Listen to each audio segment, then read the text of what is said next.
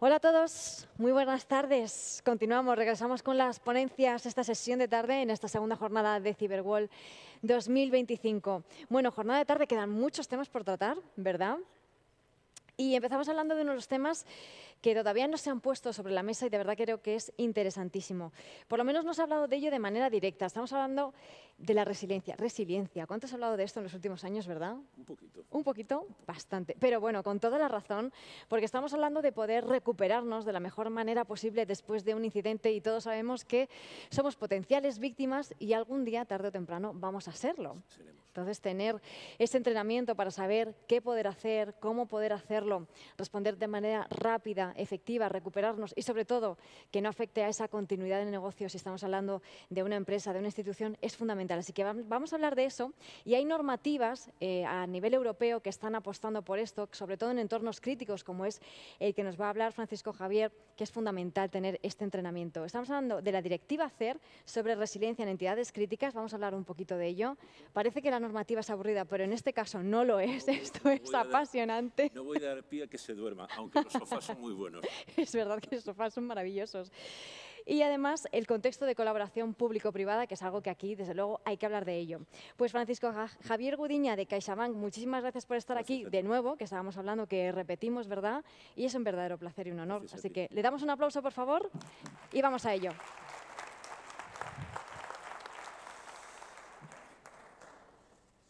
Buenas tardes a todos. En primer lugar, en nombre de CaixaBank, quiero agradecer a la organización. Es el 5º año que se nos invita a este evento, que es todo, ya es un referente en todo el mundo del ciber y la verdad es que estamos entusiasmados de venir aquí. En el aspecto personal, yo os tengo que confesar un pequeño secreto. Estoy súper emocionado de estar hoy aquí en esta escuela porque hace 43 años yo estaba en otra escuela aquí en Ávila y era en el Alto de la Encarnación. Los que sois demasiado jóvenes no sabéis que era la antigua escuela del Cuerpo Superior de Policía o la escuela donde veníamos a formarnos los futuros inspectores. Corría el año 82 y del año 82 hasta el 84 en que salí y me destinaron a Barcelona. Y bueno, y los avatares de la vida lo que te conducen es un día, después de 43 años, estar aquí delante de todos vosotros para intentar que no os durmáis. Y si os durmáis, por favor, no ronquéis y en todo caso, poneros gafas de sol, por como hacía yo, que me iba a las últimas filas hace tiempo y también me dormía de vez en cuando. O sea que lo entenderé perfectamente.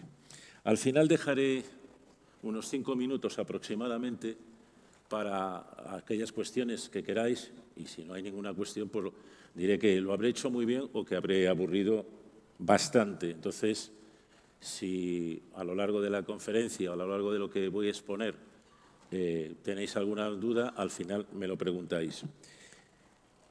Aunque el título quiere decir eso, lo que busco es realmente hacer una exposición y un planteamiento de la situación en la que nos encontramos a nivel global, cuáles son unas posibles respuestas y luego algo fundamental que nos está ocurriendo, sobre todo no solamente a las administraciones públicas, pero sí al sector privado, y es con la comprobación de la identidad. El objetivo de este Cyberworld es la identidad digital, pero que es muy ambicioso, dicho sea de paso, pero que es fundamental empezar ya solamente ya por la identidad normal que tenemos ahora mismo.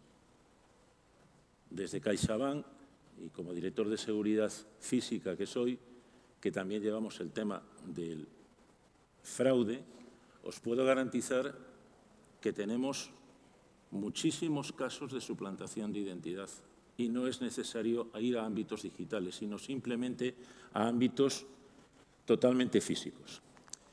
Uy, anda, ¿lo he hecho mal? Vamos a ver. ¿Dónde nos encontramos? Pues mirar, a pesar de que determinado país del mundo y un señor con el pelo panoja o medio zanahoria está montando temas de aranceles y demás, lo cierto es que los últimos años lo que hemos tenido ha sido una globalización, es decir, una interdependencia entre Estados en donde hemos combinado pues, aspectos económicos, aspectos sociales, aspectos en los cuales realmente ha habido un progreso y una interdependencia entre los Estados. Eso ha significado un progreso económico, ha significado también una inmediatez en los servicios. Y, ojo, esto nos afecta a todos y una reflexión al margen de todos. Hemos convertido nuestra sociedad en súper exigente en las respuestas que tenemos que dar ante un problema determinado. Hoy un ciudadano no se conforma con que le digamos que tiene un problema, sino que se lo tenemos que resolver ya y de forma inmediata. Y con calidad, además. Eso creo que también afecta a la Policía Nacional, que, por cierto, creo que lo hace bastante bien. Y también ha significado una transformación cultural y social.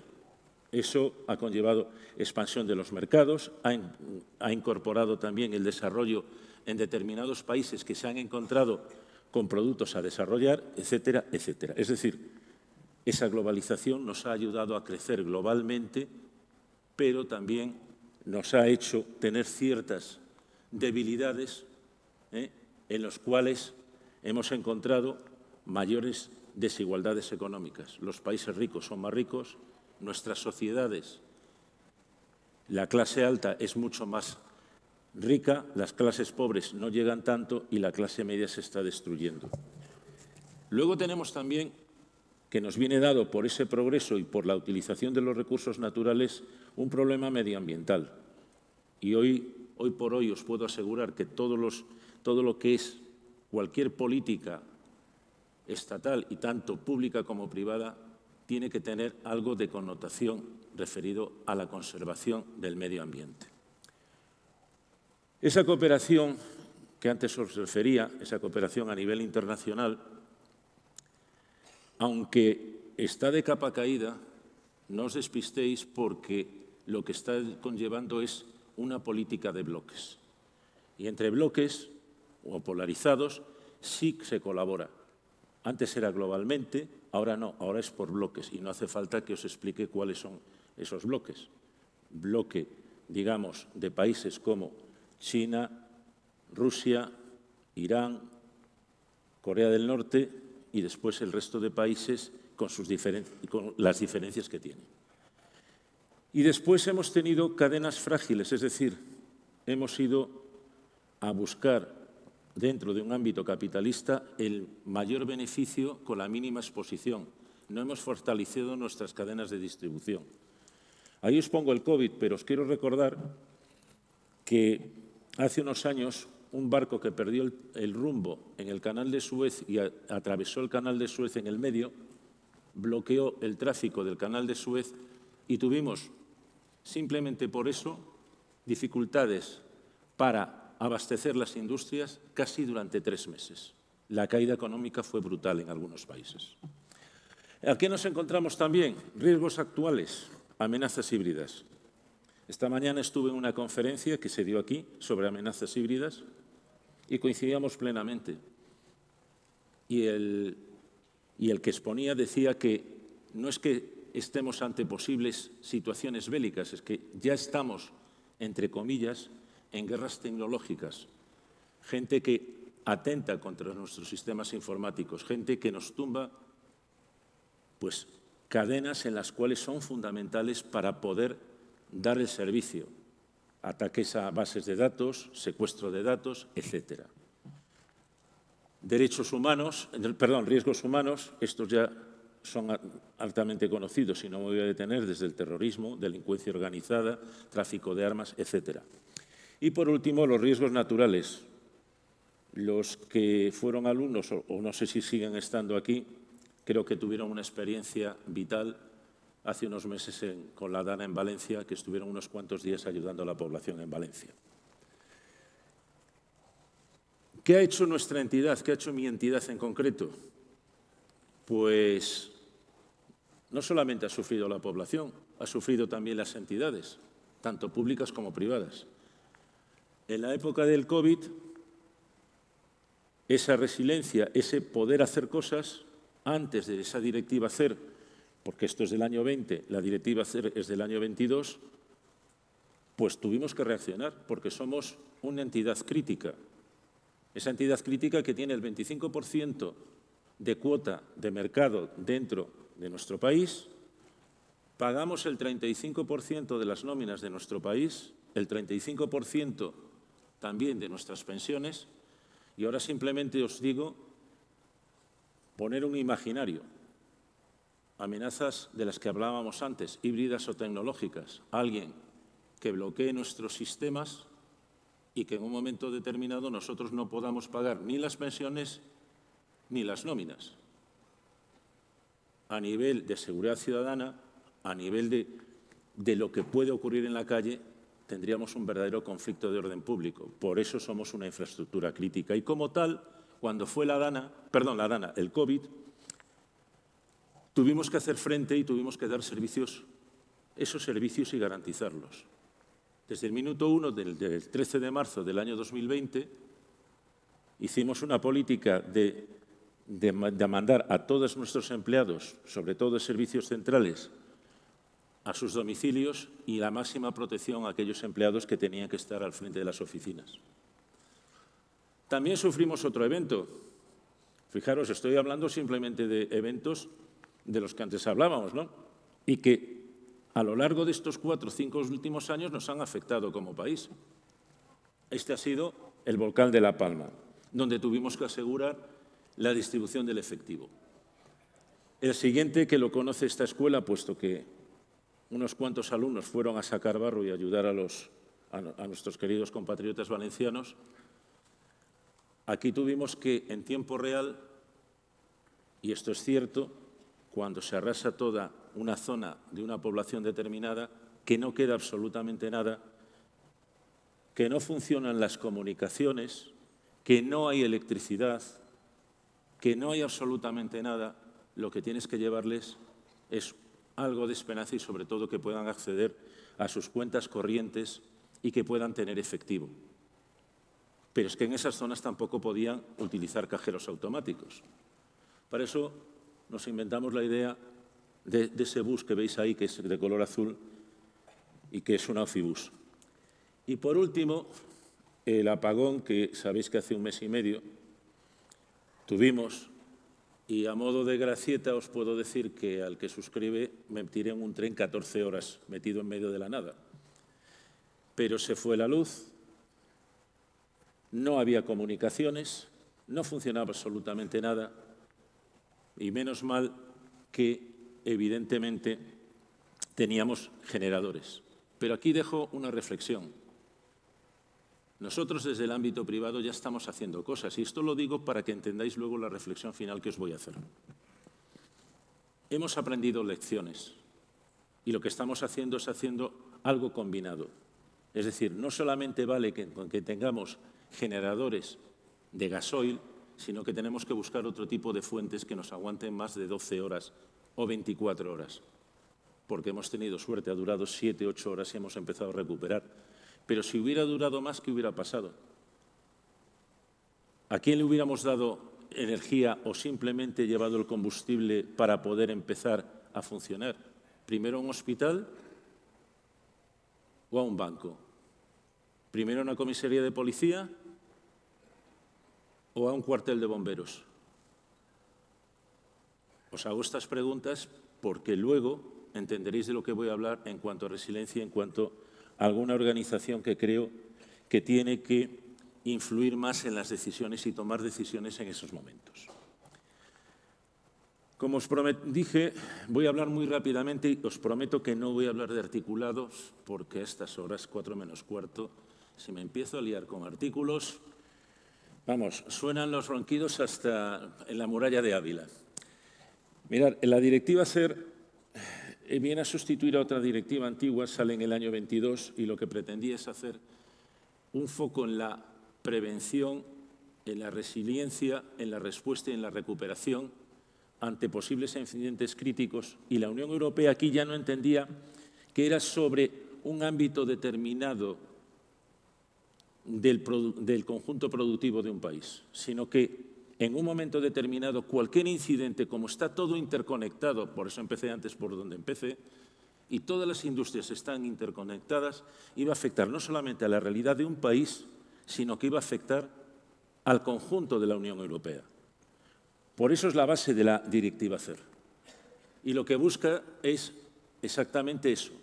Entiende que hay interdependencias, riesgos, ciberseguridad, identificación, de evaluación de riesgos, supervisión y apoyo, evidentemente, a entidades críticas. Como veis, estoy pasando porque quiero centrarme en otra cosa que tengo al final. Hay tres pilares fundamentales dentro de la Directiva CER, que es la identificación de entidades críticas, la evaluación de riesgos que debemos de hacer y debemos de aprender todos, y luego la estrategia de resiliencia. Esto ya me lo voy a saltar, si no, viendo el tiempo que tengo. En este sentido, y curiosamente, y digo siempre que hay curiosidades, fijaros que dije que la Directiva CER entró en vigor en el año 22 a nivel de la Unión Europea y exigía a los Estados miembros la transposición a las respectivas legislaciones nacionales en el año 24. Estamos en el 25. Un mes después del apagón, pues ha salido un anteproyecto de ley. Yo no digo nada, son curiosidades. Dios me libre. Y básicamente es exactamente lo mismo que pone la Directiva CER. Aquí quiero hacer dos apuntes que son fundamentales, y es que el anteproyecto de ley, que todavía está en fase de informe y después de discusión, a las entidades bancarias nos saca de la ecuación. Y también lo digo a propósito, pero nos permite hacer tres cosas fundamentales. Primero, poder solicitar a nuestro personal crítico antecedentes. Segundo, estar instalado en una red a nivel nacional sobre drones, es decir, de detección de drones.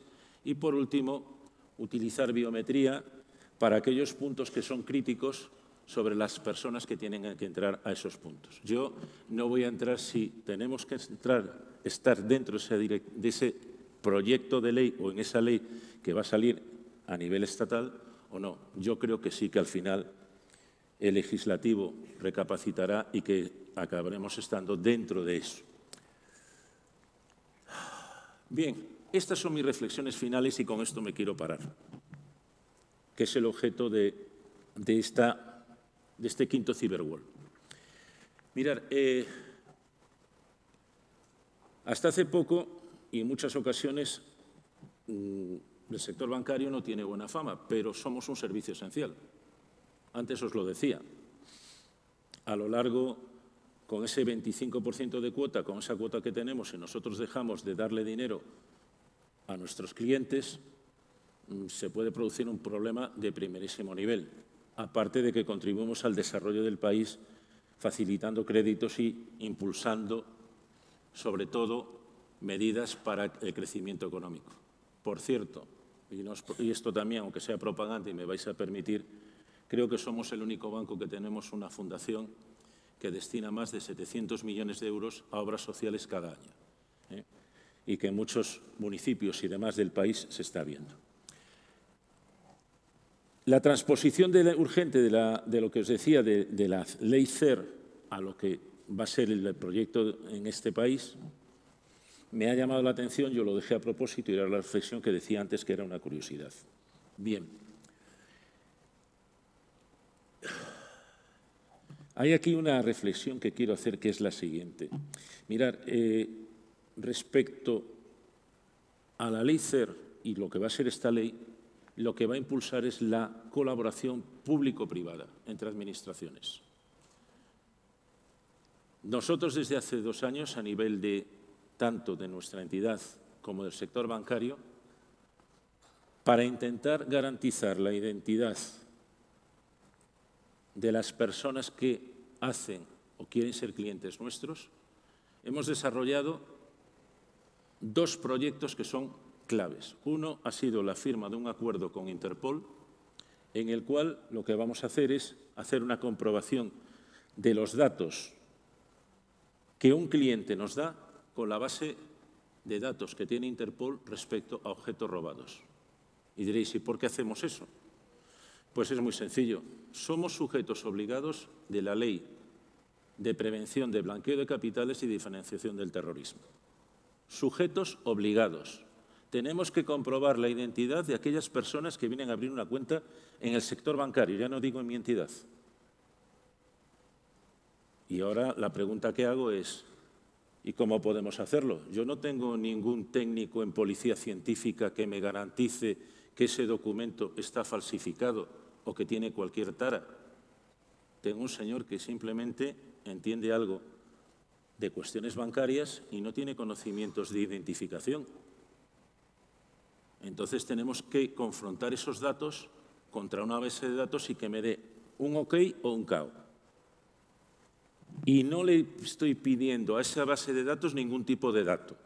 Algo fundamental dentro de lo que es la ley de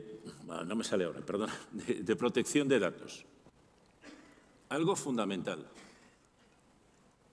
Tenemos un segundo proyecto que ya está firmado y es a nivel nacional y que ha intervenido una organización que es ASNEF y nos hemos suscrito unas cuantas entidades en donde vamos a hacer lo mismo con los documentos nacionales de identidad que hayan sido robados o sustraídos, lo mismo que las tarjetas de identificación de extranjero.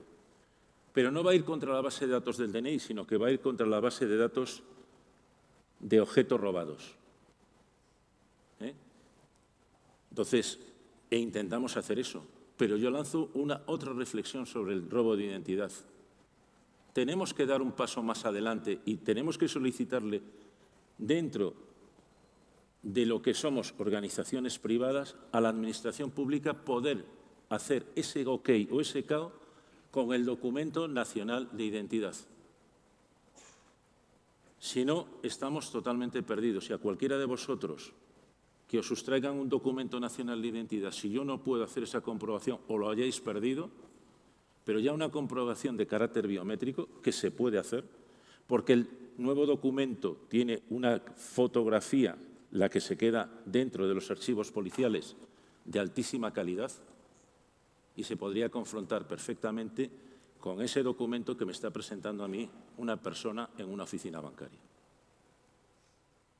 Y no le estoy pidiendo datos en absoluto al servicio del documento nacional de identidad. Simplemente estoy pidiéndole un OK o un KO. Punto. No hay más. Y encima, en caso de que sea un KO, hombre, yo creo que las fuerzas y cuerpos de seguridad querrán saberlo, son casi en tiempo real para poder dar respuesta a un posible delito. Dentro de eso, también creemos que es fundamental en esa colaboración público-privada en lo que se refiere a algo tan importante como es el fraude. Hace unos años el fraude podía representar en las denuncias que estáis recogiendo en vuestras comisarías el 1 o el 2% del total de denuncias que hay. El año pasado, cuando asistí aquí al cuarto Cyberwall, el director general de la policía, aquí en este estrado, dijo que las denuncias que había por fraude con utilización ciber habían llegado al 25% de la totalidad de las denuncias que recogía el Cuerpo Nacional de Policía. Ahora mismo, nuestros conciudadanos que son objeto de esos fraudes, lo que más les importa no es hacer la denuncia en una comisaría de policía. Lo que más les importa es que no le limpien la cuenta corriente, que no le lleven el dinero. Lo que tenemos que conseguir, entre todos, es canales ágiles de comunicación para que cuando un ciudadano vaya a una comisaría de policía, en el acto, esa información fluya hacia las entidades financieras y que podamos hacer acciones para lo que más le importa al ciudadano, que es que no le lleven su dinero, que le bloqueemos cuentas, que le bloqueemos transferencias.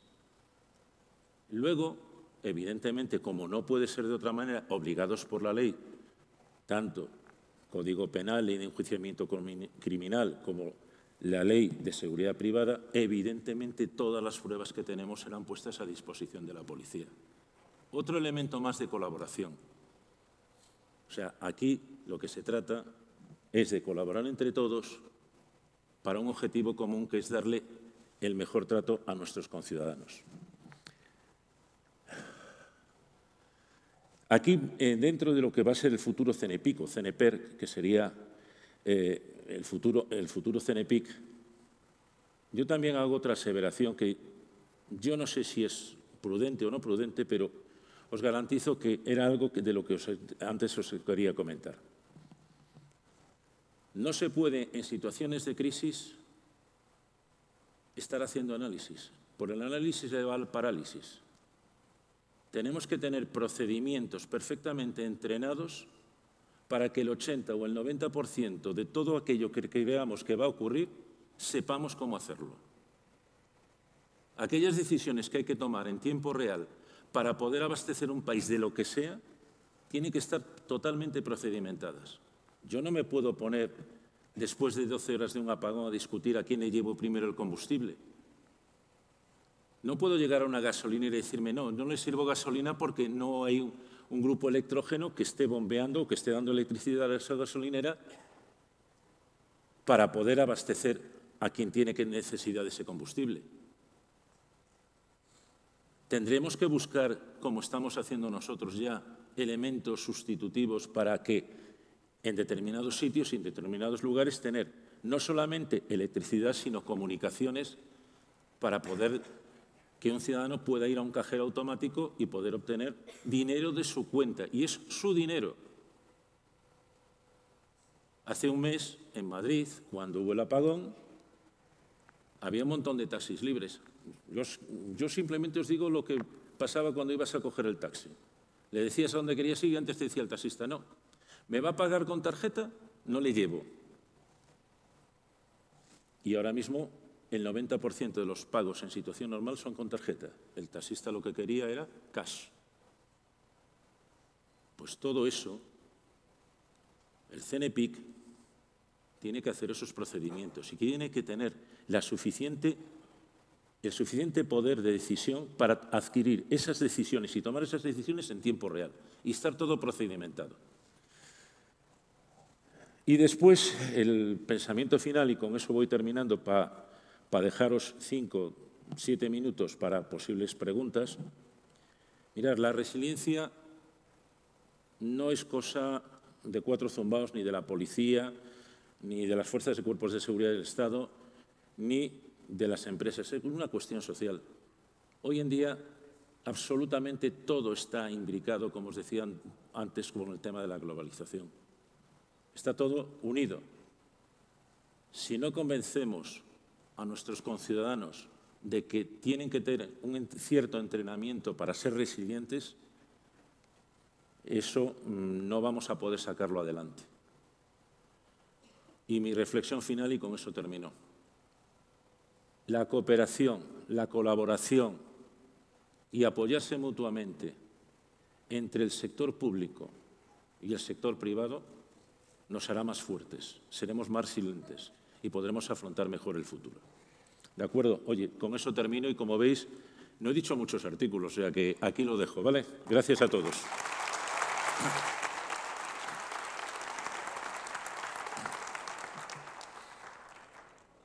Podéis preguntar si queréis, ¿eh?